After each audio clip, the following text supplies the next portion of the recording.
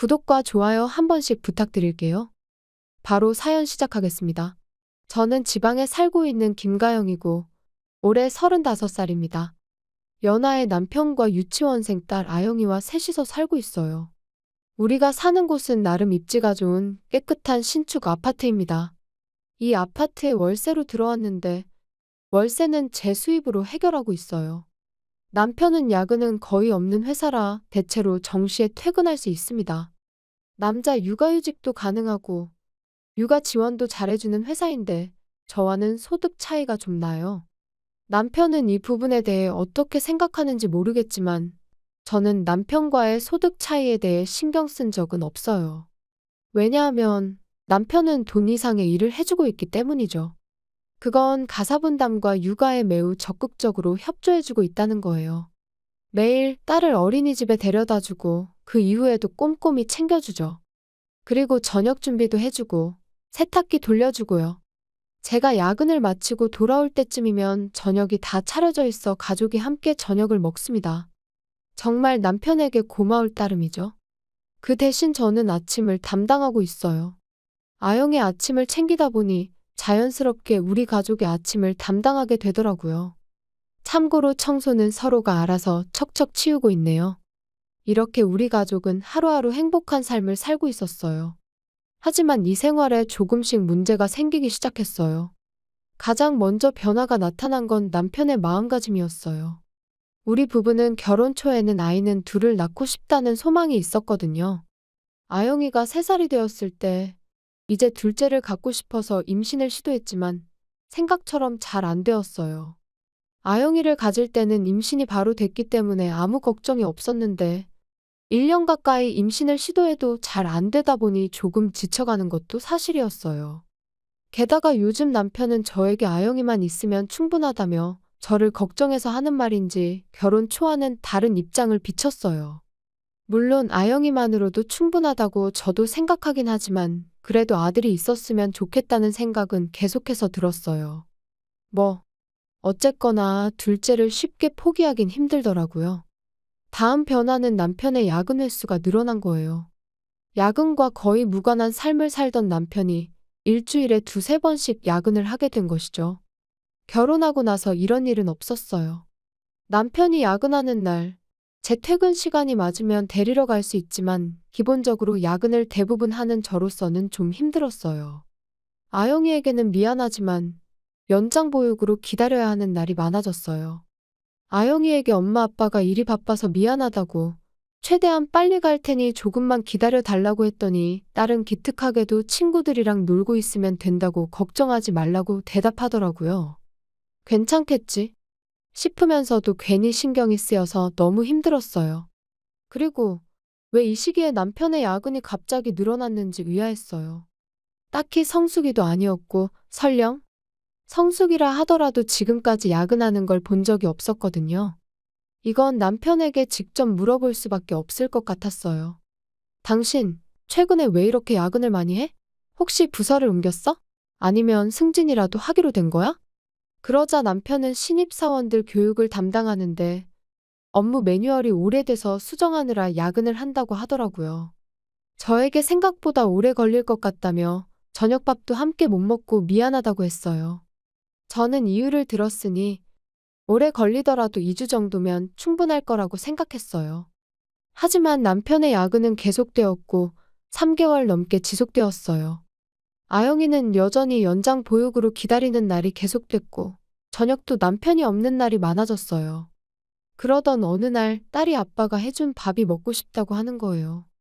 아영이의 말 한마디에 저는 남편에게 매뉴얼 만드는 건 도대체 언제 끝나냐고 강한 어조로 남편을 몰아붙였어요. 그러자 남편은 시끄럽다며 자기도 일이 바쁠 때가 있는데 왜 재촉하냐며 화를 내더라고요. 그러면서 저보고 제가 매일 야근하는 건 괜찮고 자기 야근하는 건 싫냐며 잔소리하지 말라고 했어요. 설마 남편에게 시끄럽다는 말을 들을 줄이야. 지금까지 이런 말을 들은 적이 없었어요. 남편의 말에 충격을 감추지 못한 저는 다음 말이 나오지 않았어요. 남편은 아직 말이 안 끝났는지 계속 말을 이어나갔어요. 나도 가끔은 집안일이나 쉬고 싶을 때가 있어. 동료들은 다들 집안일은 아내가 다 한다고 하더라. 물론 아영이는 내가 봐줄게. 내 천사니까. 하지만 그 외의 집안일 분담은 다시 생각해봐야겠어. 이것이 남편의 진심이었어요. 저는 남편이 저를 좋아해서 집안일을 도와주는 줄 알았어요. 이렇게 남편의 속마음을 알게 되면서 우리 부부의 가사분담은 크게 바뀌게 되었어요. 아영이의 바람을 들어주고 싶었던 남편은 아침밥만 만들어 주기로 했어요. 그리고 그 외의 집안일은 제가 하기로 했어요.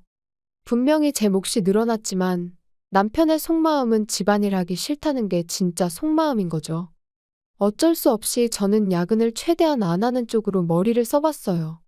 일찍 일어나서 출근하는 건 힘들지만 저녁에 일찍 퇴근할 수 있는 날이 많아지니 지금 상황에선 최선이라고 생각했거든요. 아영이와의 시간도 만들 수 있고 밤에 청소나 빨래를 하면 되니까요.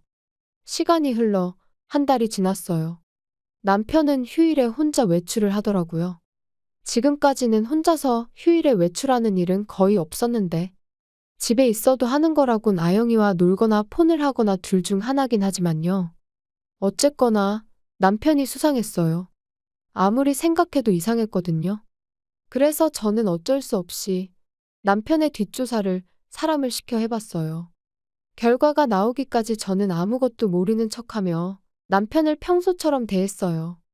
다만 결과에 따라 앞으로의 생활을 어떻게 할 건지, 아영이를 어떻게 할 건지를 잘 생각해 봐야겠다는 생각이 들었어요. 몇 주 후 결과를 듣게 되었어요. 역시나 남편은 바람을 피우고 있더라고요. 상대방은 올해 입사한 신입사원인데 20대 중반의 여자애였어요. 상대방에 대해서도 함께 조사를 해주셨더라고요. 그리고 제가 가장 충격을 받았던 건 그 여자가 산부인과에 다니고 있다는 거였어요. 주변에는 임신했다고 말하지 않은 것 같지만 몸이 안 좋아서 최근에 회사를 쉬는 날이 많아졌다고 하는 걸 보니 임신이 맞는 것 같았어요. 저와는 아이를 안 갖겠다고 했으면서 상간녀를 임신시키다니. 충격 뒤에 찾아온 건 분노가 아닌 허망함이었어요. 그렇다고 아영이를 위해 일상을 무너뜨릴 수는 없었어요. 언제 남편에게 복수를 해야 하나 고민하고 있었는데 공교롭게도 일이 한창 바쁜 시기가 되었어요. 남편은 그걸 알면서도 우리 가족이 아닌 상간녀를 선택한 거죠. 남편에게 반드시 혹독한 죗값을 치러주기로 마음먹었어요. 어느 날 바쁘게 일하는 중에 모르는 번호로 전화가 걸려왔어요. 혹시 손님인가 싶어 전화를 받았는데 남편의 상사라고 하더라고요. 저에게 남편이 회사에서 쓰러졌다며 바로 병원으로 와달라고 말하는데 예전 같았으면 바로 병원으로 뛰쳐갔겠지만 지금의 저는 그런 기분이 들지 않았어요. 그래서 저는 병원에 가기 싫으니 그냥 남편에게 죽으라고 전해달라고 했어요. 그랬더니 상사분께서 당황하시던데 저는 무시하고 전화를 끊었어요. 계속 전화가 왔지만 모두 무시했어요. 남편의 상태는 나중에 시부모님이 집에 오셔서 알려주셨어요. 제가 병원에 안 가서 시부모님께 연락이 갔다고 하더라고요. 참고로 상간녀는 시부모님이 아는 한 병원에 오지 않았다고 했어요. 남편은 어렸을 때부터 천식을 앓고 있었고 성인이 되어서도 가끔 발작을 일으켰었는데 이번에는 그 발작이 심했던 것 같고 그래서 병원으로 응급 이송이 됐다고 해요. 계절이 바뀌는 시기에는 스스로도 주의하고 있었는데 아마 상간녀가 임신하면서 주의를 소홀히 했던 것 같아요. 시부모님은 저에게 왜 병원에 안 갔냐고 화내시는데 남편 뒷조사한 걸 알려드리자 난처한 표정을 지으시며 오히려 제게 사과를 하셨어요. 당연히 시부모님은 이런 사실을 모르셨을 테고 제 행동을 이해한다고 하시더라고요. 시아버지는 제게 그 상간녀와 헤어지도록 남편을 설득해보라고 하셨어요. 어떻게든 부부 사이를 유지하는 게 낫지 않겠냐고 하시는데 저는 고민을 많이 했던 터라 제 생각을 말씀드렸어요. 아버님 죄송합니다만 남편과는 계속 살 생각이 조금도 없어요. 저를 배신한 죗값을 꼭 치르게 할 거예요. 그러자 시어머니는 같은 여자로서 제 의견에 동의하시는지 절대 용서할 수 없는 상황이라며 도와줄 게 있으면 뭐든지 도와주겠다고 하시더라고요. 시어머니의 말에 저는 정말로 기뻤어요. 시아버지는 잠시 생각하시더니 아무리 아들이라도 이건 책임을 져야 할 일이라며 시부모님 모두 제 편이라고 하셨어요. 저는 남편의 5일간의 입원 생활 동안 단 한 번도 병문안을 가지 않았어요. 시어머니는 매일 가셨지만 상간녀 같은 사람은 보지 못했다고 하더라고요. 남편이 입원하는 동안 제가 가장 먼저 한 일은 도어락 비밀번호를 바꾸는 것이었어요. 남편이 이 집에 한 발자국도 들어오지 못하게 하고 싶었거든요. 그리고 남편의 개인 소지품은 보관이사를 불러 컨테이너에 보관시켰어요. 침대 등 부피가 큰 것들도 모두 보관시켰고요. 옷을 좋아하는 남편은 브랜드 옷을 많이 가지고 있어서 팔아서 돈으로 바꿀 수도 있었겠지만 나중에 뭐라고 하면 괜히 곤란할 것 같아 그냥 보관이사를 이용하게 된 거죠. 마지막으로 남편이 쓰러졌을 때 연락을 준 남편의 상사에게 연락했어요. 지난번에는 상간녀의 이름만 알려주었기 때문에 무슨 말인지 몰랐을 것 같아서 남편의 바람과 상간녀의 임신에 대해 모두 보고를 했어요. 상사도 상간녀의 컨디션 변화를 눈치채고 있었기 때문에 제 이야기를 전적으로 믿어주는 것 같더라고요. 사내에서 이 일을 어떻게 처리할 건지 의제로 올려두겠다고 했습니다. 남편의 상태는 최근 며칠 동안 점점 더 나빠진 것 같더라고요. 퇴원하면 남편이 어떤 반응을 보일지 기대가 됐어요. 참고로 남편과의 이혼 이야기가 틀어질 경우를 대비해 변호사도 섭외해놨어요. 5일간의 입원 생활을 마치고 남편이 아파트로 돌아왔어요. 하지만 남편은 문을 열 수 없죠. 제가 도어락 비밀번호를 바꿔놨기 때문이죠. 몇 번이나 인터폰을 울리고 밖에서 목소리가 들렸지만 무시했어요. 아영이는 아빠 목소리가 들리는데 괜찮냐고 물어봤지만 저는 이제 아빠 아니라고 말해주며 우리를 버린 사람은 가족도 아니고 아무것도 아니기 때문에 이 집에 들어와선 안 되는 거라고 설명해줬어요. 그렇게 10분이 지나고 20분이 지나도 남편의 목소리는 계속 들려왔어요. 이웃에 민폐를 끼칠 것 같아 어쩔 수 없이 인터폰을 통해 남편에게 말했어요. 비밀번호를 바꿨으니 집에 못 들어올 거고 짐은 보관이사 맡겨놨으니 궁금하면 시어머니한테 물어보라는 말을 해줬어요. 그러자 남편은 집에 들어가게 해달라며 아영이를 보게 해달라고 울부짖는 듯이 말하더라고요. 그 목소리가 얼마나 큰지 더욱이 이웃에 민폐를 끼치게 됐어요. 어쩔 수 없이 저는 이 집에는 절대 못 들어오니까 시부모님 집에서 이야기하자고 말하고 1시간 뒤 만나자고 했어요. 남편도 나름 변명할 기회가 생겼다고 생각한 건지 알겠다고 하더라고요. 그리고 결전의 1시간 후가 되었어요. 저는 아영이를 데리고 변호사에게도 연락하고 시댁으로 향했어요. 정확히 1시간 후에 도착하니 남편이 이미 기다리고 있더라고요. 현관에 들어서자마자 남편은 아영이를 안고 시댁을 나가려고 했어요. 아찔한 순간 시아버지와 변호사가 말려서 아영이는 무사했지만 자칫하면 끌려갈 뻔했어요. 왜 이렇게까지 무모하게 아영이를 데려가고 싶은지 저는 이해할 수 없었어요. 왜냐하면 상간녀가 임신까지 했는데 말이죠. 제 요구는 남편과의 이혼, 외도에 대한 위자료, 아영이의 양육권, 양육비 지급, 이 4가지였어요. 물론 위자료는 상간녀에게도 청구할 생각이었어요. 그리고 조금 전 아영이를 데려가려고 했던 일로 인해 접근 금지도 요구사항에 추가하게 되었어요. 남편은 제 요구들을 꺼렸지만 이미 회사에 모든 걸 보고를 해놨고 죗값을 받게 될 거라고 말해주자 허탈한 표정을 지으며 모든 요구를 다 들어주겠다고 하더라고요. 만약 이혼 조정까지 간다고 해도 자신의 불륜이 원인이기 때문에 승산이 없다고 판단한 것 같아요.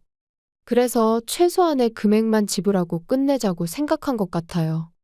하지만 남편의 수입과 저축을 고려하면 꽤 금전적으로 부담될 텐데 그 후에 남편은 저와 이혼이 성립되자마자 바로 상간녀와 혼인신고를 했다고 해요. 하지만 그 둘에게서 받은 위자료는 총 6천만 원. 게다가 매달 양육비로 70만 원씩 주기로 되었어요. 좋아하던 옷도 처분하고 돈이 될 만한 것들은 다 처분하고 그래도 부족한 건 빚을 내서 준 거라고 하더라고요. 앞으로 아이가 태어날 텐데 빚을 깔고 시작이라니. 저로서는 정말 상상도 하기 싫은 일이네요. 그리고 중요한 건데 둘 다 해고가 됐다더라고요. 근무 시간에 일은 안 하고 애정행각을 하던가 근무 태도가 불량하고 회사의 이미지를 실추시켰다는 게 인정됐기 때문이죠. 남편은 부서 이동 정도로 끝날 거라고 생각했나 본데 완전 쌤통입니다. 정말 멍청한 두 사람이 빚과 함께 원룸에서 시작하는 걸 보게 되니 정말 속이 뻥 뚫려요. 반면 저는 살던 집에서 나와 다른 곳으로 이사했어요. 딸한테는 유치원을 옮기게 돼서 미안하다고 했는데 괜찮다며 엄마랑 함께 살 수만 있다면 어디든 상관없다고 오히려 저를 다독여 주더라고요. 정말 기특한 제 딸을 남부럽지 않게 훌륭하게 키워야겠다는 책임감이 들었어요. 아영이가 성인이 될 때까지 정말 열심히 살아보렵니다. 시청해주셔서 감사합니다. 그럼 다음 영상에서 다시 뵙겠습니다.